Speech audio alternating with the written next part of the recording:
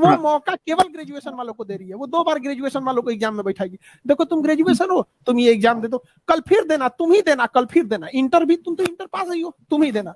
तो इसका मतलब जो इंटरमीडिएट के लड़के थे उनको केवल रेलवे ने पैसा कमा लिया उनसे, क्यों भरवाए? आप मर्ज कीजिए तो एक साथ मर्ज कीजिए ना। रेस में घोड़ा के रेस में घोड़ा दौड़ता है, गधा के रेस में गधा दौड़ता है, आदमी के रेस में आदमी, आदमी के रेस में आप घुसा दीजिए हेलीकॉप्टर, कहिए कि हम इससे संसाधनों को बचा लिए हैं। आपने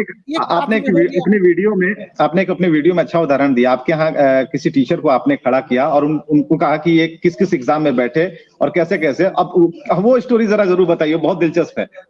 देखिए हमारे यहाँ हमने चाइना को कम्पिटिट करने के लिए चाइना ने 2 टीचर पॉलिसी रखा है कि उसके यहाँ 2 टीचर आते हैं, एक टीचर पढ़ाते हैं, एक टीचर रिवाइज कराते हैं। हमने 4 टीचर पॉलिसी को इंट्रोड्यूस करना चाह रहे हैं कि एक पढ़ाएंगे, एक टीचर उसका रिवीजन करा के याद कराएंगे, एक टीचर आके क्वेश्चन पूछेंगे और एक टीचर बांस ले आके पीटना चालू करेंगे बढ़िया से उसको। हमने कहा कि भाई टीचर लोग को भी हमने कहा कि देखिए एग्जाम में क्या पूछ रहा है आप भी ट्राई करते रहिए ताकि लेवल ऑफ स्टैंडर्ड हमेशा इंक्रीज होते रहे। उन्होंने एग्जाम में बैठे, वो ऑलरेडी हमारे सर वो मैथ पढ़ाते हैं, पीके सर हैं, मैथ पढ़ाते हैं, तो हमने कहा देख लिए वो रेलवे में नौकरी करते थे, हम उनको नौकरी छोड़वा के बुलाए, तो रेलवे ने उनको फाइन भी लगाया, हमने पैसा भी दिया कि लो भाई रखो उस पे, किसी को नौकरी देते ना, इनको हम अपने पास बुला लेते हैं लड़कों से। अब उनका फिर एग्जाम दिए थे, वो ग्रेजुएट थे, उनका 3 जगह रिजल्ट हुआ है। एक बंदा उसको कहीं नौकरी नहीं करना है, 3 जगह रिजल्ट हुआ, 3 जगह। वो स्टेशन मास्टर के लिए भी है, ट्रेवलिंग अप्रेंटिस के लिए, कॉमर्शियल अप्रेंटिस, तीनों जगह रिजल्ट हो गया है। हाँ।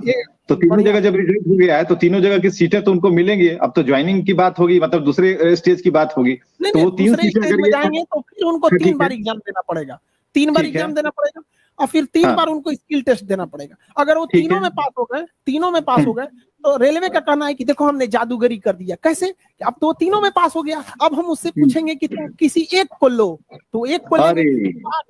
अरे भैया कौन सा जादूगरी किए ये? देख रहे हैं दिमाग, देखिए आरआरबी का, हम तो एक ही में लेंगे, बाकी 2 खाली रहेगा तो किसी और को देंगे। तो भैया उस रेस में केवल ग्रेजुएशन वाला दौड़ रहा है, तो आप रेस में से जो 2 सीट बचेगा भी वो दूसरे ग्रेजुएशन वाले को देंगे, उससे बचेगा तीसरे को देंगे, इंटर वाले को तो मार दिए। खान सर एक बात और, जो तीसरी सर्किल है आपकी, वहां तक पहुंचने में और कितने साल लग जाएंगे? रिजल्ट कब तक होगा? देखिए अमूमन इसको हो जाना चाहिए था 1.5 साल से 2 साल में, लेकिन ये 24 मान लीजिए 19 में निकला था, 24 में आ जाएगा।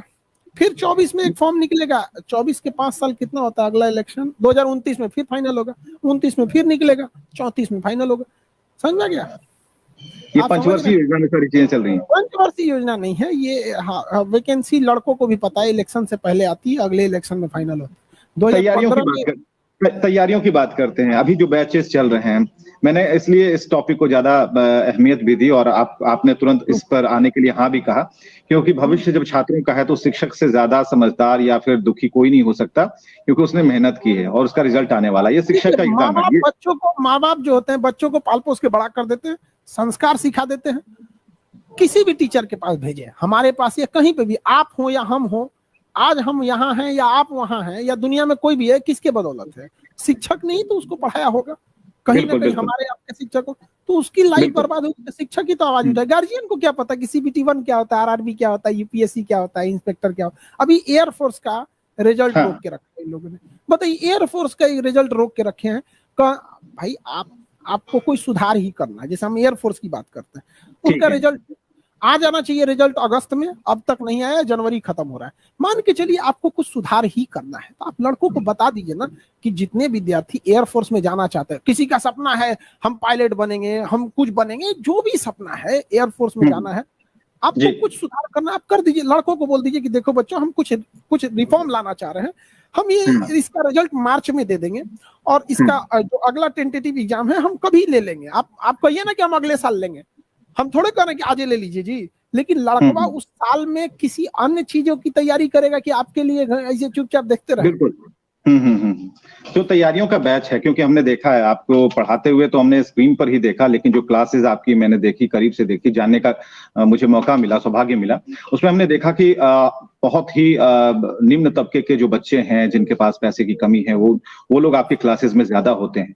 तो उन बच्चों की संख्या को जब हम देखते हैं दूर से, जिस स्टेज पर आप खड़े होते हैं, वहां से हमें सिर्फ आशा दिखती है उनकी आंखों में, वो चमक दिखती है कि नहीं इस बार तो जरूर सर ने पढ़ाया। और जैसा कि हमने कहा भी कि बच्चे पढ़ते हैं लेकिन एग्जाम हो रहा होता है टीचर का।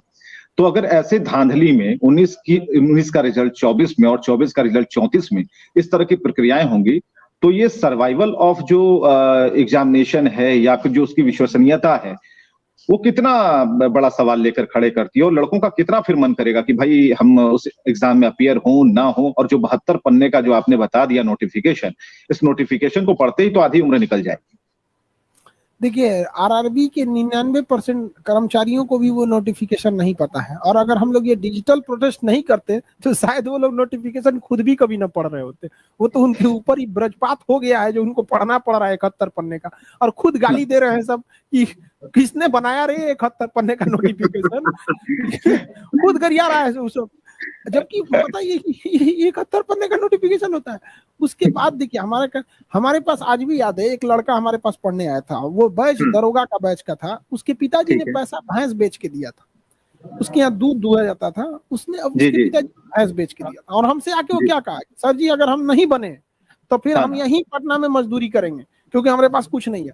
वो वैकेंसी क्लियर हो गई, अभी वो डबल स्टार लगा के दरोगा में ड्यूटी कर रहा है।